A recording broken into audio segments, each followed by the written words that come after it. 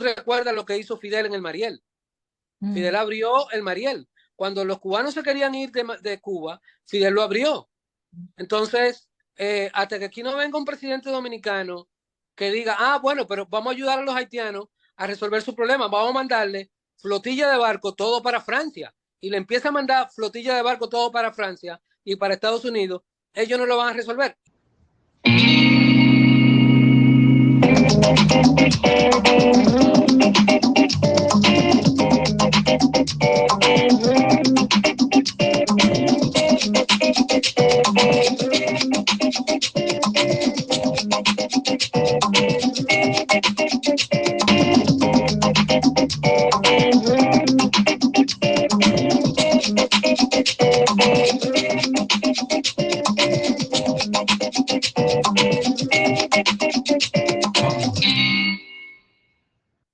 Saludos familia, bienvenidos a Tambora Dialogues.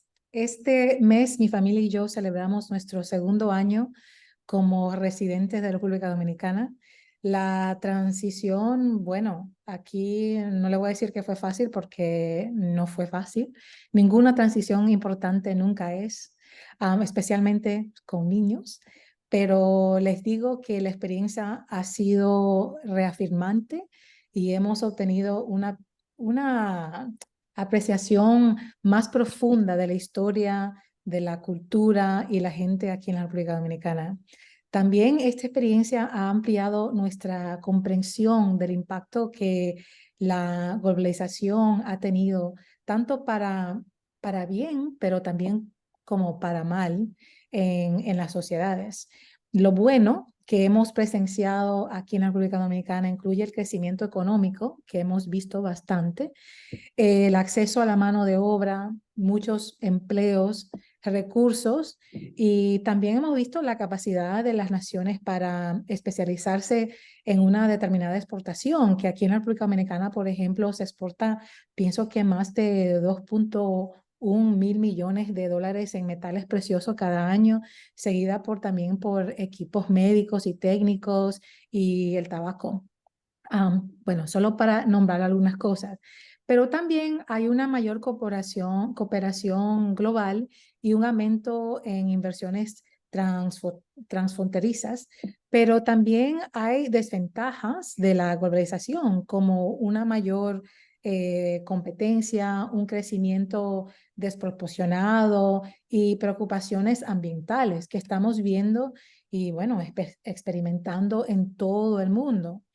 Pero la globalización también, sostengo yo, que engendra polarización política y populismo. En partes de América Latina, por ejemplo, la rápida apertura comercial, la crisis financieras, los programas del IMF y la entrada de corporaciones extranjeras en sectores domésticos sensibles como la minería y los servicios públicos han resultado en su propio brebaje particular de amargura. Y eso es algo que vemos en todas partes, no solamente en los Estados Unidos, pero lo estamos viendo también acá. Y nuestro invitado de hoy, José Manuel Santana Silvestre, ha hablado y también ha escrito extensamente sobre el impacto del movimiento de la ultraderecha en la República Dominicana. José ha utilizado su plataforma para promover cambios radicales en industrias fundamentales como la tecnología, la comunicación, la educación. José es economista dominicano, especialista en tecnología y desarrollo. Es el director ejecutivo de la Comisión Internacional de Ciencia y Tecnología aquí en la República Dominicana, con rango de embajador. También es investigador afiliado en el Instituto de Tecnología de Massachusetts, o MIT, en Departamento de Lingüística y Filosofía. José, bienvenido a Tambora Dialogues. Muchísimas gracias, Erasma. Encantado de estar contigo. Estamos encantadas de tenerte aquí con nosotras. Muchas gracias por estar. Mira, como te había comentado anteriormente, aquí en Tambora creemos que lo personal es político. Entonces siempre nos gusta comenzar nuestras entrevistas con la pregunta central de básicamente cómo tu experiencia con la Comisión Internacional de Ciencia y Tecnología y tus estudios en la República Dominicana y Costa Rica dieron forma a tu perspectiva. Yeah. Bueno, sí, yo desde muy joven me fui a vivir a Costa Rica hace ya muchos años. y allá terminé la high school y el colegio, o sea, el colegio, la secundaria y empecé la universidad. Entonces me tocó irme en un momento bastante interesante porque estaba en apogeo lo de la lucha del Frente Sandinista de Liberación Nacional en Nicaragua, y yo llegué como en la parte medular de ese proceso. O sea, me tocó, sin yo planearlo, vivir una experiencia increíble en términos de lo que era la lucha revolucionaria del Frente Sandinista y la primera revolución popular armada de América Latina. Mm. Porque la de Cuba no fue una revolución popular, fue una revolución de un ejército popular, de un ejército armado, que era el movimiento del 26 de julio, pero la revolución nicaragüense fue una revolución popular, o sea, fue un pueblo en armas. Y me tocó estar ahí, y por razones muy particulares me involucré mucho en todo lo que tenía que ver con la ayuda al Frente Sandinista. Estuve trabajando con el Partido Socialista de Costa Rica. Tenía compañeros increíbles, tuve compañeros increíbles, y me vinculé mucho en todo lo que fue después del triunfo de la revolución, antes del triunfo de la revolución, en solidaridad con el Frente Sandinista, y después de la revolución en lo que era la reconstrucción del gobierno que hizo el gobierno de Nicaragua de esa época, eh, de todo lo que fue Nicaragua, que quedó totalmente devastada y totalmente destruida. Todo el proceso de alfabetización y todo eso. Y fue una experiencia bastante enriquecedora. eh, Aprendí muchísimo, o sea, sin eso yo no creo que eh, yo no sería quien soy hoy en términos de mi comprensión de muchas cosas, si no hubiese vivido ese proceso. Lamentablemente, hoy en día Nicaragua no es lo que esperábamos que fuera. O sea, para mí lo que ha hecho el presidente de Nicaragua ha sido traicionar a la revolución. Mm.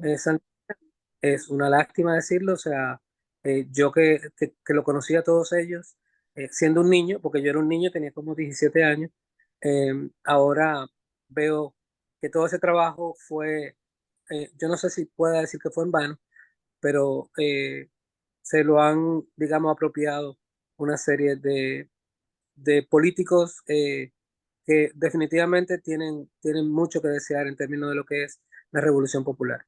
Entonces, de ahí vine a República Dominicana. eh, Terminé la carrera de economía aquí, en INTEC. La había empezado en Costa Rica, y de ahí me fui para Estados Unidos. En Estados Unidos estuve viviendo muchísimos años, trabajando y estudiando. Eh, Empecé un posgrado en educación continuada en Columbia. Eh, no lo terminé, me faltó un semestre para terminarlo.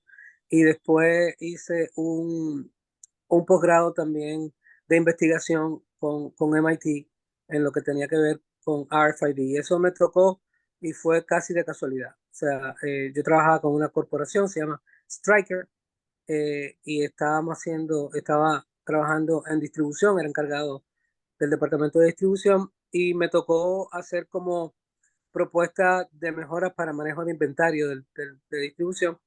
Y empecé a explorar todo lo que tenía que ver con RFID, Radio Frequency Identification, y empecé a trabajar en ese proyecto. Y eh, toda esa información se mantenía, obviamente, es una corporación, toda la propiedad intelectual le pertenece a Stryker, le pertenecía en esa época, pero se intercambiaba información con universidades y cosas de ese tipo.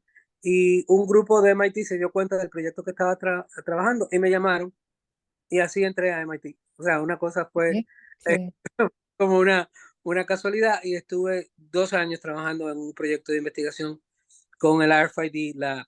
eh, y de ahí pasé a trabajar con Nicolás Negroponte en el Media Lab como investigador asociado del Media Lab. Ahí se creó un proyecto bastante importante. Bueno, del Media Lab han salido los proyectos, quizás los proyectos más importantes de MIT. Eh, Muchos proyectos interesantísimos han salido del Media Lab, pero de ahí salió un proyecto que en su momento trajimos a República Dominicana, que se llamaba One Laptop per Child, o sea, una laptop para cada niño. Sí, Y, sí. Cuando al final ya de todo eso, después pasé a trabajar con el profesor Noam Chomsky en el departamento de lingüística. Nosotros, cuando me nombraron en la comisión, yo iba y venía de Estados Unidos aquí, hasta que llegó un momento en que ya definitivamente por razones de presupuesto era mejor estar aquí que estar en Estados Unidos, porque era mucho más costoso mantener oficina en Estados Unidos y todo eso. Y el presupuesto de nosotros nunca ha sido un presupuesto elevado. Entonces, vinimos y me quedé aquí trabajando, creamos nuestra oficina, nuestro trabajo, empezamos a hacer levantamiento de proyectos. La intención de nosotros era poder vincular República Dominicana a todo ese trend de tecnología y de investigación que existía en ese momento y que era parte, digamos, de cosas interesantes que podían darse en todo el mundo. Tú sabes que en República Dominicana, lamentablemente, las universidades son generadoras de graduados de diferentes carreras, pero no se hace investigación científica ni tecnológica, o muy poca, a muy bajo nivel. Eh, en esa época no existía ni el fondo, sí, ahora sí, sí existe, por suerte. Y para nosotros era muy importante promover eso, entonces con la ayuda de MIT empezamos a desarrollar proyectos, trajimos el de One Laptop Per Child. No se pudo hacer en ese momento, en el periodo de Danilo lo relanzamos de nuevo, pero se quedó como engavetado hasta que después salió lo que se llamaba la República Digital y me di cuenta que era el proyecto que nosotros habíamos planteado, pero con propuestas un poco diferentes. Ujú. Y así transcurrió todo eso. Y teníamos, hacíamos acuerdos con universidades, con instituciones de muchísimos países para traer a República Dominicana eh, recursos humanos y recursos intelectuales para tratar de elevar los niveles de competitividad del país en ciencia, tecnología y educación. Acuerdos hasta con el ejército tecnológicos, con el ejército de Chile para manejo de, de catástrofes eh, nacionales y cosas de ese tipo, con el ejército dominicano, con el Ministerio de Educación, becas para el Ministerio de Educación, Ciencia y Tecnología, una serie de proyectos que también hicimos con MIT, como algo que tiene que ver con Open Courseware, lo aplicamos aquí y lo trabajamos aquí, talleres para docentes. O sea, nunca no, aunque nuestro presupuesto nunca ha sido un presupuesto, digamos, decente, yo les digo así, por lo menos no nos hemos quedado sentados haciendo nada, siempre hemos tratado de hacer algo con lo poco que tenemos. Sí, no, y he visto, he leído mucho sobre las iniciativas que has iniciado y que has liderado. Y mira, tengo tantas preguntas en lo que acabas de decir, pero vamos a empezar primero con con lo de MIT. Ujú. Porque algo que yo sé que mucha gente, bueno, los que están aquí en la República Dominicana saben un poco de tu amistad con Noam Chomsky, pero no todos lo sabemos y quizás hay mucha gente allá en la diáspora que tampoco lo saben. Entonces me gustaría explorar eso un poco, eh, porque me imagino que la amistad con Noam Chomsky durante tu tiempo en MIT y también mucho después ha también moldeado tu punto de vista sobre la innovación tecnológica para la paz. Entonces quería conversar contigo si nos puedes contar un poco cómo. Ya, mira, yo conocí a Chomsky estando en el Media Lab. Sí. Em, yo trabajaba con un grupo del Media Lab en educación. En ese grupo estaba un intelectual de educación muy prestigioso que fue discípulo de Piaget, se llama Seymour Papert. Fue uno de los iniciadores del constructivismo y él desarrolló una teoría en educación que se llama construccionismo. Ujú. Con él yo trabajé mucho tiempo en el Media Lab desarrollando proyectos de educación. Em, todos esos proyectos de educación se implementaban en América Latina, algunos en República Dominicana, en Centroamérica, en Costa Rica, en Brasil, en muchos sitios trabajábamos esos proyectos de educación. Bueno, en esa época se estaba dando una discusión bastante interesante sobre lo que era la inteligencia artificial no lo que era, sino se estaba trabajando en asuntos que eran, digamos, pioneros de la inteligencia artificial. Como Y tú dices, perdón, pero dices en esa época, dime exactamente qué año estamos hablando. mira, estamos hablando del 2003, por Ok. ahí, 2004, 2005. Eh, eh, Había mucho trabajo que eran, digamos, los principales en todo lo que iba a, a surgir después sobre inteligencia artificial, pero Mm. Chomsky tenía una posición un poco diferente um, al grupo de personas con las que yo estaba trabajando en el Media Lab y hubo como una especie de, no fue un debate, fue más bien como una especie de intercambio de ideas en torno a eso y Chomsky lo que argumentaba era que obviamente las capacidades humanas para poder ser sobrepasadas por las máquinas iba a tomar mucho tiempo porque el ser humano, la ciencia aún no conoce bien cómo funciona el cerebro de una lombriz de tierra, mucho menos entender cómo funciona el cerebro de un ser humano. O sea que a la ciencia le faltaba mucho para poder entender que sí habían avances y habían cosas interesantes, pero que había que ser un poco cauteloso con respecto a eso. Y ahí, en medio de esa discusión, me tocó estar en una mesa donde se estaba discutiendo eso con ese grupo de MIT y estaba Chomsky. Y de ahí en adelante fue como amor a primera vista. O sea, fue algo como que estuvimos conversando después de la discusión y él me estaba contando que él no entendía por qué estaban discutiendo eso, que él no había empezado la discusión y una serie de cosas. Y, y, y me preguntó más o menos de algunas cosas que yo había hecho en Centroamérica y así. Y ahí hubo un clic bastante interesante Mm. que empezó desde esa época. Luego, casi como al año de yo haberlo conocido, lo invité a que viniera a República Dominicana y mágicamente, con la agenda que tiene Chomsky, él dijo que sí. Y fue una cosa increíble. O sea, él duró 15 días en República Dominicana, creo que es el sitio donde más ha durado visitando. Vino con su esposa, su primera esposa, Carol, de esa época, que luego, 3 años después de que se fue, padeció, murió, lamentablemente. Y desde ahí ha sido una experiencia bastante interesante. Quizás lo que yo más lo que más valoro con respecto a esa amistad es que yo salí muy decepcionado de Centroamérica con lo que fue el movimiento revolucionario y la traición que para mí representó todo lo que hicieron el Frente Sandinista y lo que fue la supuesta izquierda de esa época.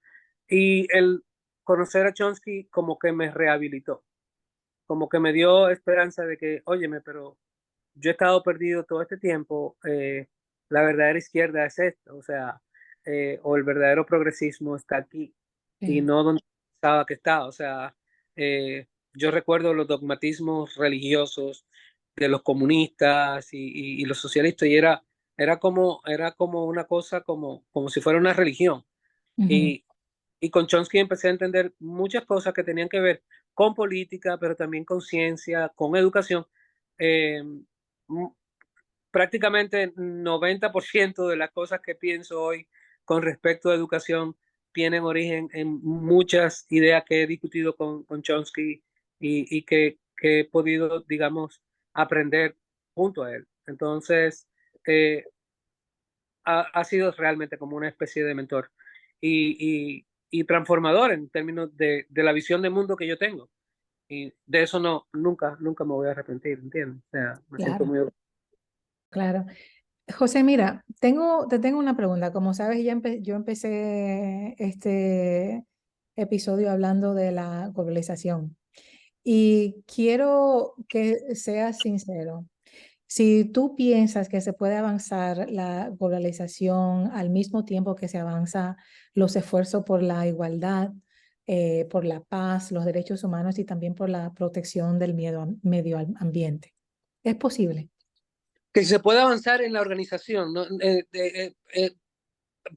no entiendo la pregunta, sí. Si tú quieres, puedes hacérmela en inglés para ver si la entiendo. Sí, no, por ejemplo, ok, que, cómo te digo? Que obviamente, como habían comentado al inicio, hay muchas cosas positivas de la globalización, ¿verdad? Ah, la globalización. Globalización, Ah, sí.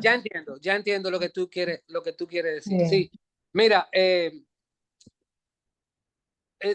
la globalización definitivamente, eh, y esta es mi opinión, Ah, la globalización definitivamente es algo inevitable, ha sido un proceso por el que ha transcurrido el mundo de manera, digamos, inevitable por el tipo de sociedades que tenemos.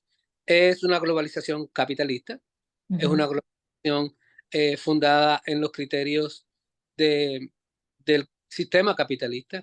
Eh, Mucho de esto ha tenido apogeo después de lo que se iniciaron con los tratados de libre comercio, que empezaron con Reagan en México. No fue algo casual, no fue algo casual el hecho de que empezaran en esa época, porque todo lo que era el espectro político de esa época estaba, y del poder, estaba, digamos, encargado de tratar de contrarrestar los avances civilizatorios que se habían dado en el mundo y en Estados Unidos particularmente en la década del 60, que fueron avances que tenían que ver con los derechos de la mujer, con los LGTB, con el pacifismo, con una serie de cosas que en la década del 60 los derechos civiles fueron, hubo mucha expansión, digamos, de la democracia. Y lo que vino después fue como una corriente para contrarrestar precisamente esos avances. En los tratados de libre comercio fue precisamente eso.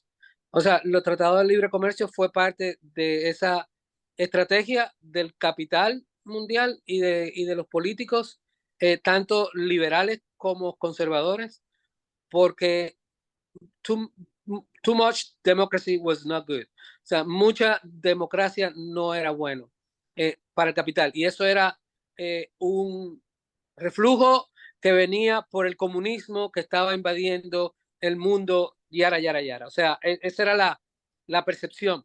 Y por ahí era que iba el discurso. Entonces, se inició todo esto de los tratados de libre comercio, pero eran tratados que ni son libres ni son comercio, porque cuando tú te dedicas, digamos, a entender lo que está en el centro de todo, eran las corporaciones tenían fábricas en los países subdesarrollados, donde le daban término a un proceso productivo que empezaba en un país. O sea, yo que trabajé en Stryker muchos años, sé cómo el proceso productivo dentro de una planta que producía implantes de huesos. Entonces, eh, trasladaba, digamos, a República Dominicana procesos de, de ensamblaje y de manufactura que tenía que ver con todo un proceso de la producción de determinados tipos de productos. Entonces, aquí tenía un ensamblaje específico y en México tenía otro ensamblaje específico y en Filipinas otro ensamblaje, pero era, digamos, Pfizer o era, digamos, Stryker o era, digamos, Johnson Johnson, la compañía que tenía sus ensamblajes. Entonces, lo tenía aquí en la zona franca y al final todo iba a Estados Unidos o iba donde tenía que ir en términos de exportación. O sea, ahí no había ninguna producción real de desde abajo, desde el inicio de la cadena productiva, sino que eran eh, un proceso donde es como que Pfizer tenga una planta en Milwaukee y también tenga otra planta en New Jersey y traslade procesos productivos de una planta a otra. Entonces, eso es lo que se trataba. Y la idea de los tratados de libre comercio era precisamente fortalecer el capital, abrir las fronteras a nivel mundial del capital, eh, pero no eran tan libres porque por ejemplo, el capital podía trasladarse de Estados Unidos a Santo Domingo, a República Dominicana, pero la mano de obra no podía hacer lo mismo, ¿entiendes?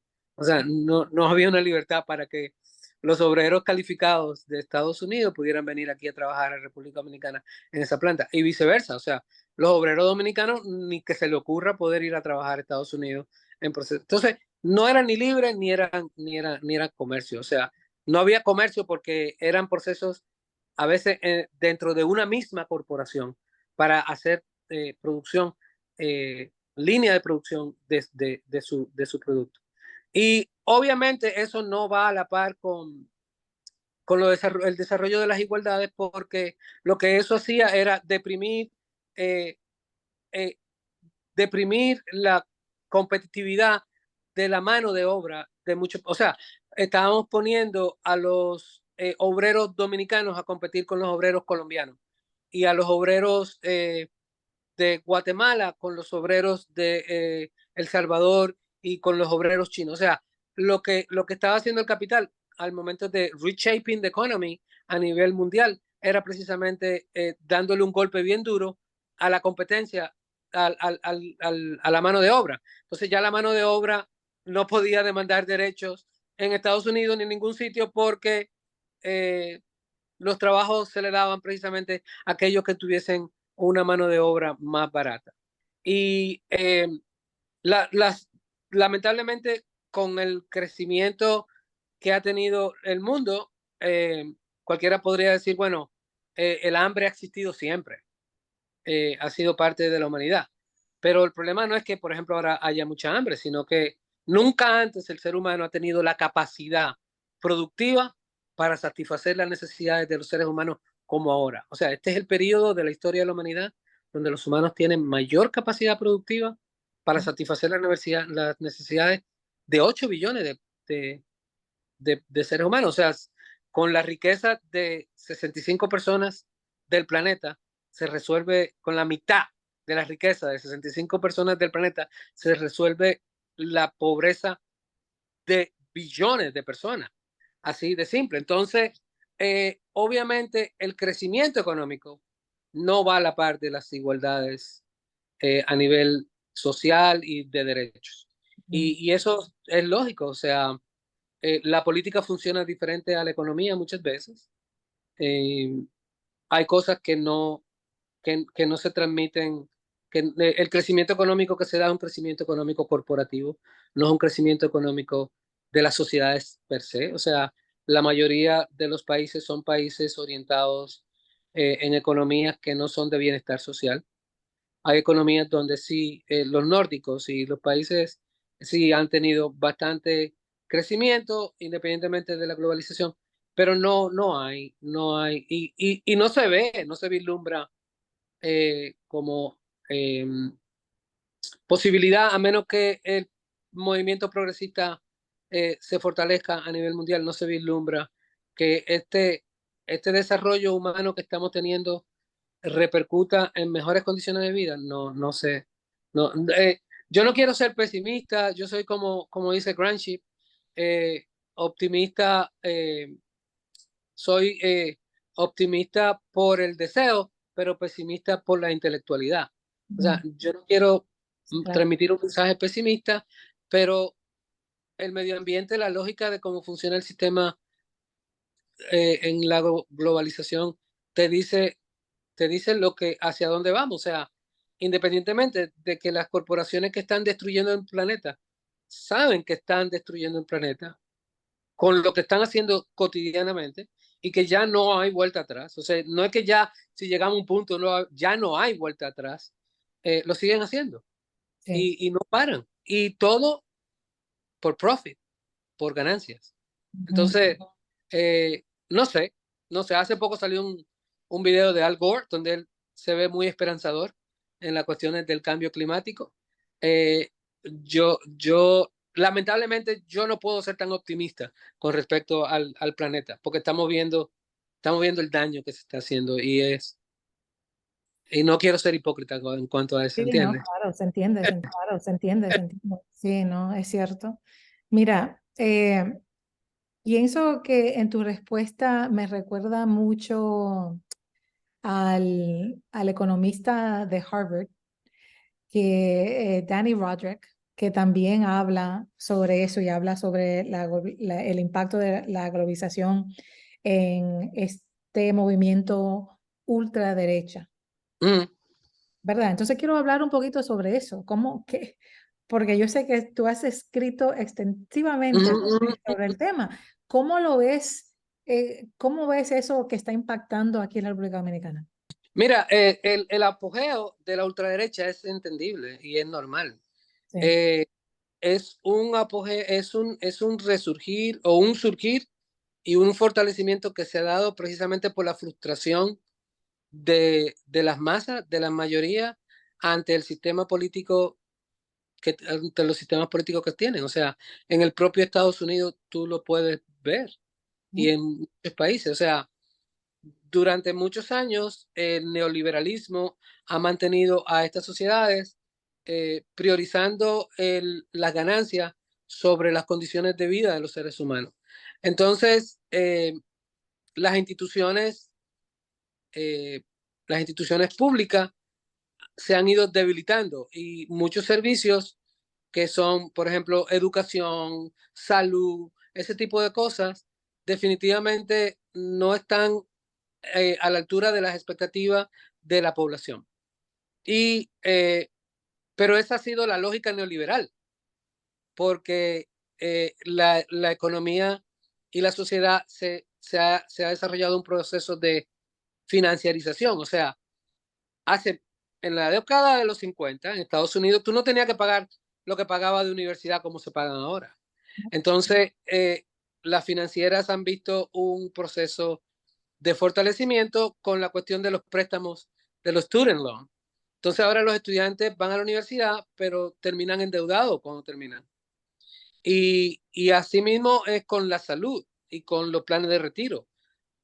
Las financieras se han apoderado de sus sectores, entonces ahora para tú poder tener una vejez digna o una salud digna, tú o te endeudas enormemente y están las AFP y la ARS o te mueres. O sea, ya la vejez es un problema. Entonces, eh, ante ese colapso del mismo sistema neoliberal, paradójicamente, la respuesta que viene del sistema es una respuesta ultraderechista e irracional.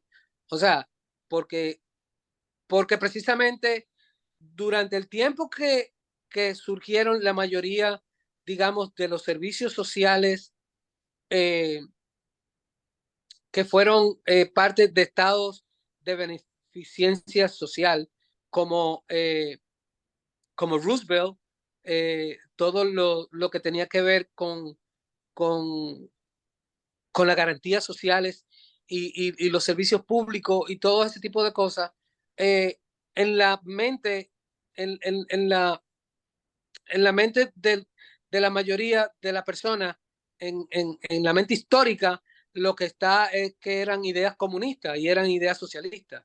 Entonces, a la gente ver que el servicio público de salud no funciona, lo que dice, ah, no, es que esa vaina del servicio público de salud fue un invento de los comunistas. La salud debe ser privada.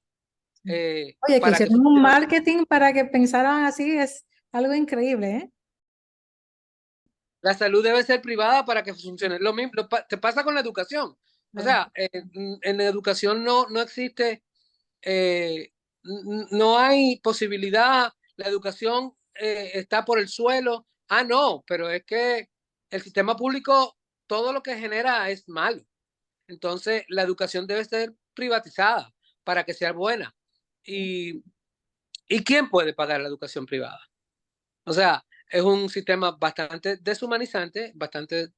Y lo que pasa es que los ciudadanos están frustrados con sus instituciones, frustrados con que las instituciones definitivamente no están resolviendo sus necesidades.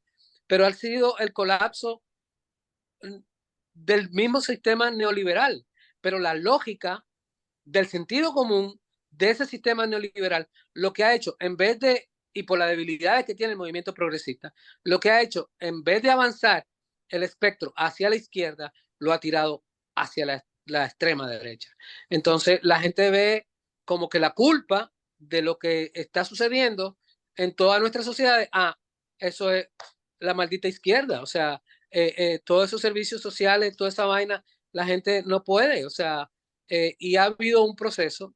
También, obviamente, hay personajes muy intencionalmente haciendo discurso de ultra a nivel universitario y todo esto, de ultraderecha, y han trabajado muy bien todo lo que es las redes sociales. Entonces, en un sistema como este, lo que florece más es el odio. O sea, la solidaridad no florece. A nadie le importa lo que le pase al vecino, a la gente le importa lo que ellos tienen que vivir cotidianamente para poder subsistir. Entonces, obviamente, la gente se va desensibilizando y lo que vamos teniendo es una sociedad donde se comen uno con otros. O sea, y esa es la sociedad a la que aspira la ultraderecha. Sí, no, exacto. Si no, esperemos que gane Milei en Argentina para que veamos qué va a pasar. Bueno, vamos a ver. Mira, ya que estamos en el tema, tú escribiste un artículo para Latino Rebels titulado El falso patriotismo de la ultraderecha. ¿Puedes compartir con nosotros, particularmente para aquellos que aún no han leído ese poderoso artículo, por qué, y ya ha comentado un poquito eso, pero ¿por qué encuentras hipócrita la oposición a la inmigración por parte de la ultraderecha? Mira, es hipócrita porque fue la ultraderecha o la derecha la que empezó los Sí. procesos, todo ese flujo de migración. O sea, fue en el periodo de Balaguer, antes, o sea, fue en el periodo de Trujillo que aquí se empezó a traer mano de obra ilegal. Y todos los guruses de la derecha dominicana y todos los representantes de la derecha dominicana estuvieron vinculados en el gobierno de Balaguer con vías de tráfico de haitianos hacia aquí. Por eso ha sido tan difícil poder romper con eso, porque son personas que vienen haciendo ese tipo de cosas desde, desde la época, desde hace muchos años. Entonces, eso ha generado obviamente una gran cantidad de dinero. Es algo totalmente desleal porque es un flujo migratorio que se aprovecha tanto de las condiciones de los haitianos como de las necesidades, digamos, laborales que existan en República Dominicana. Y por eso es hipócrita, porque fueron ellos los que la crearon. O sea, aquí hubo un ministro, un director de migración que fue de la ultraderecha dominicana y que fue de lo que plantean las críticas a, a las cuestiones que tienen que ver con la migración y no resolvió absolutamente nada. O sea, aquí hubo un director de la Fuerza Nacional Progresista que fue director de migración. ¿Y qué resolvió? O sea, ¿qué hizo durante el periodo en el que estuvo? Disminuyó la migración. No disminuyó porque es un engranaje totalmente corrupto en el que ellos mismos están vinculados, pero que a nivel de discurso es muy fácil mantener toda esa verborrea nacionalista y todo ese tipo de cosas que es hipócrita. Definitivamente hay un problema serio con con la migración y el problema de Haití también esos sectores tratan de trasladarlo como si fuera un problema de República Dominicana cuando el problema de lo que pasa en Haití es responsabilidad de lo que crearon ese problema, que fueron Francia y Estados Unidos. O sea, ellos son los que están llamados a resolver ese problema. Pero sin embargo, esos sectores que supuestamente son patrióticos no les reclaman a Estados Unidos y a Francia con vehemencia, porque una cosa es irte a una manifestación y reclamar, y otra cosa es cuando tú tienes poder reclamarles realmente a Estados Unidos. O sea, yo no sé si tú recuerdas lo que hizo Fidel en el Mariel. Fidel abrió el Mariel. Cuando los cubanos se querían ir de Cuba, Fidel lo abrió. Entonces, hasta que aquí no venga un presidente dominicano que diga, ah, bueno, pero vamos a ayudar a los haitianos a resolver su problema, vamos a mandarle flotilla de barco todo para Francia, y le empieza a mandar flotilla de barco todo para Francia y para Estados Unidos, ellos no lo van a resolver. Y eso Eso es fue radical, José, bien radical. pero lo que hizo Fidel, Sí. hasta que dijeron, ah, bueno, no, espérate, vamos a parar, porque tenían un relajo con la cuestión de la migración de los cubanos y que no, y que cuando salían matando unos cuantos, los recibían como héroes, pero si iban a buscar la visa, no se la daban. Entonces Fidel dijo, espérate, vamos a abrirle un Mariel, y se lo abrieron. Entonces, ¿qué pasa con los haitianos cuando llegan a la frontera de Estados Unidos? Y tuviste la foto, Claro. en la frontera. ¿Qué pasa cuando llegan en los botes? Lo devuelven, o sea, no importa que se estén muriendo, no importa que naufraguen, no importa absolutamente. ¿Y quién creó eso en Haití? Francia, Fue, Estados fue Unidos. Haití. La comunidad internacional, claro, sí. Eso es hijo, todo eso ha sido creado. Entonces hay una gran hipocresía en cuanto a eso. Hay una hipocresía. Yo le abriría a un Mariel, sinceramente. O sea, le mando flotilla de barco una tras otra a ver lo que van a hacer. Sí, sí. José, mira, y el impacto de todo eso en la sociedad dominicana, cuéntame un poco, ¿verdad? Porque tú y yo estamos embarcando, si Dios lo permite, en un estudio, ¿verdad? En un estudio sobre las experiencias adversas de la infancia. Ah, sí. Entonces quería que tú hablaras sobre los impactos de toda esa política, de todo eso en la sociedad, en lo socioemocional de la familia, de la cultura, de la sociedad dominicana. Sí, mira, ese proyecto que lanzamos, y por suerte estamos con ustedes, estamos con el CIPAF y con la UNFU en ese proyecto de Adverse Childhood Experience, es muy importante porque, bueno, como tú conoces bien todo el tema, las adversidades en la infancia, las experiencias adversas en la infancia tienen repercusiones en enfermedades crónicas a nivel ya de adulto en los seres humanos. Entonces, en República Dominicana no existe ninguna medición de eso.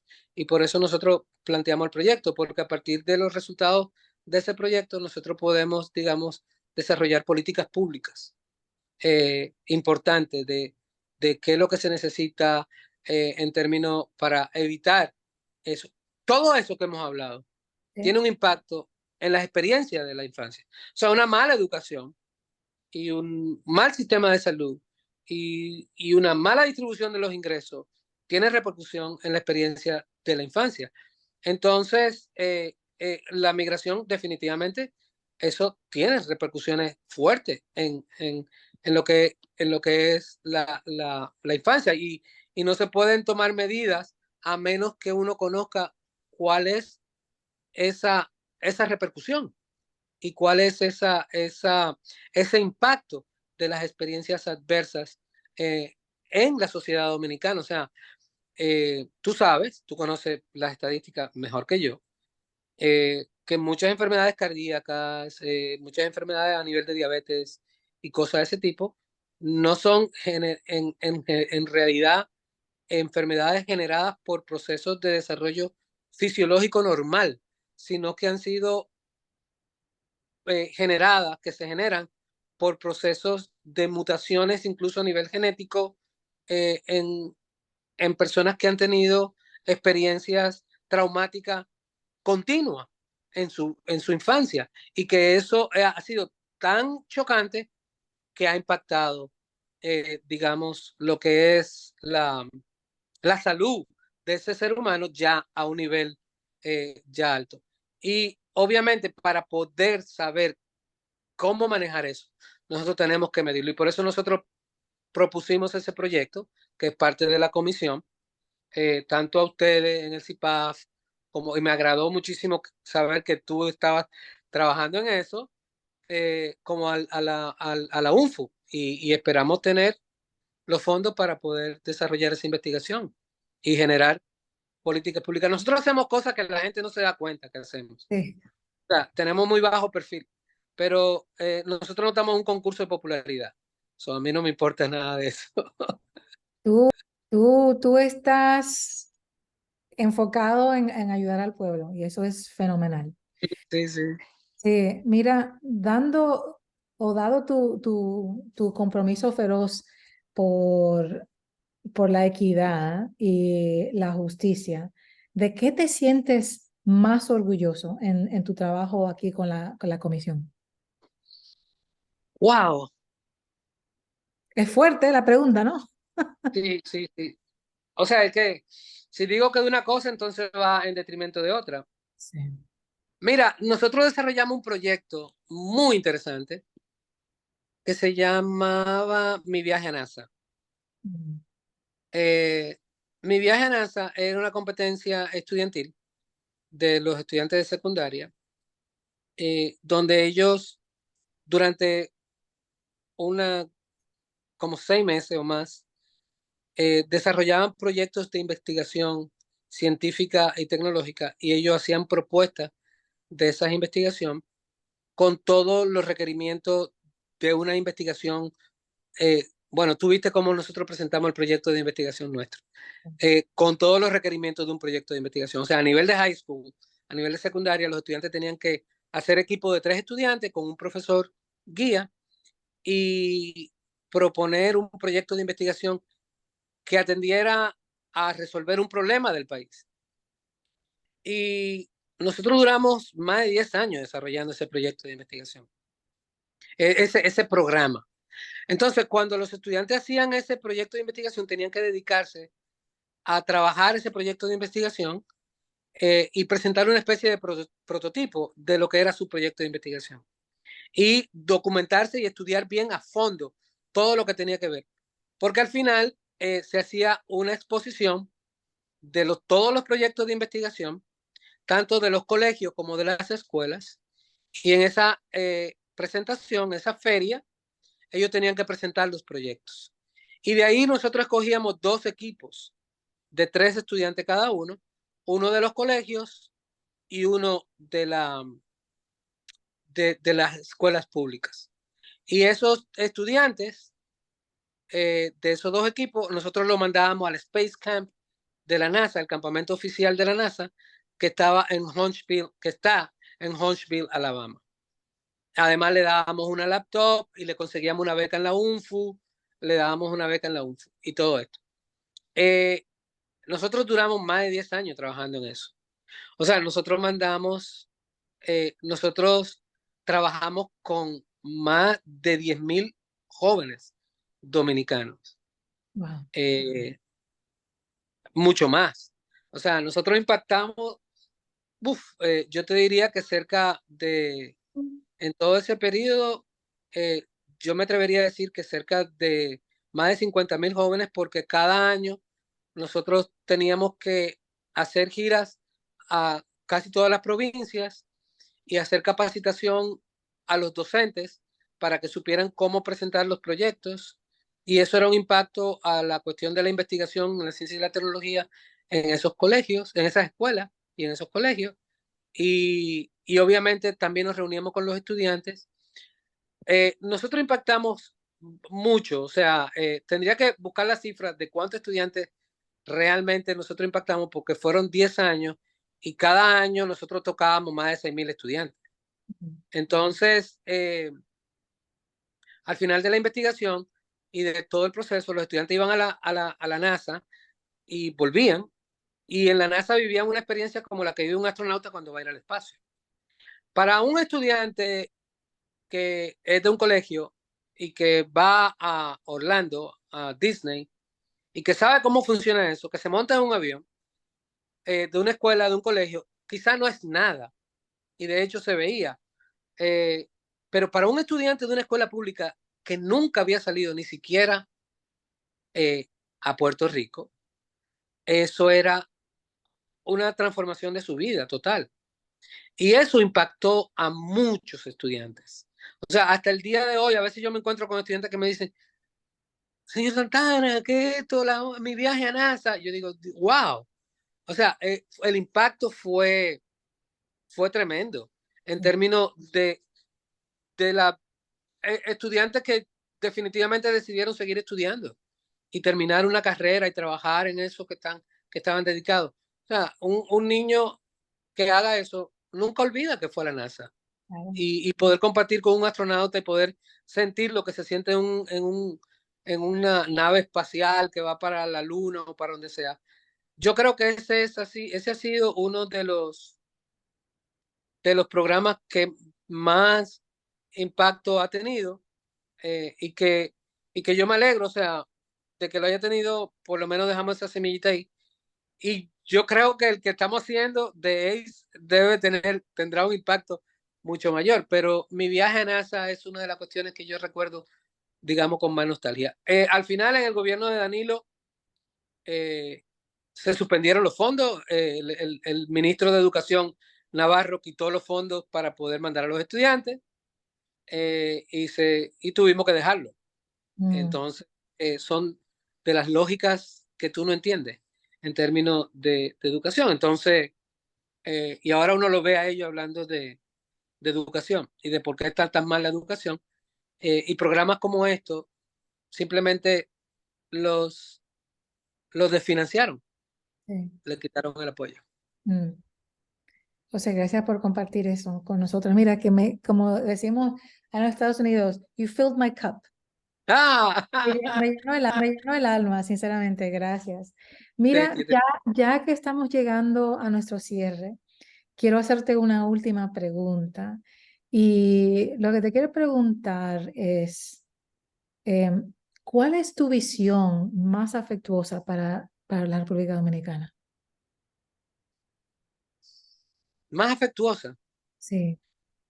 Um, ¿Qué es lo que tú quieres para oh, la República Dominicana? yo quiero un estado de bienestar social, con educación de calidad para todos los dominicanos. Eh, Quiero un sistema de salud de alcance nacional, que cada niño que nazca en territorio dominicano tenga, por nacer en territorio dominicano, un seguro de salud que le permita ir, por un dolor de estómago, lo que sea, y que esa familia no tenga que darle medicina natural que pueda matarlo o cosas que puedan.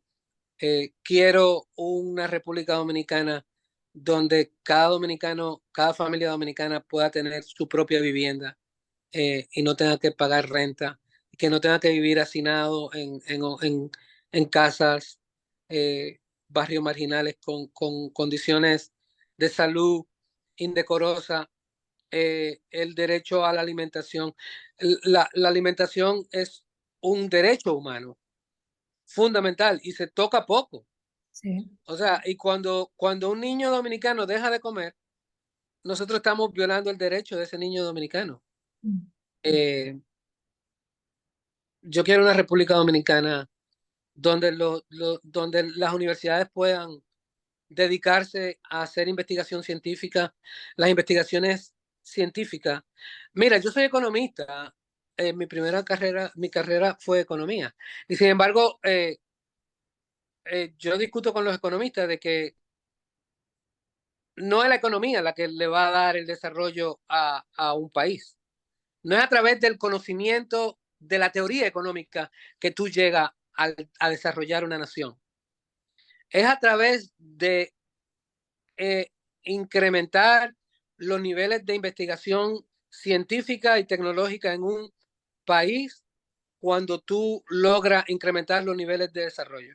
Y eso es una concepción capitalista, no es necesariamente socialista ni progresista. O sea, cuando las universidades hacen investigaciones científicas, y te lo digo porque yo estuve en MIT, o sea, cuando las universidades hacen investigaciones científicas y tecnológicas, es cuando ellos crean breakthrough, y es cuando crean propiedad intelectual.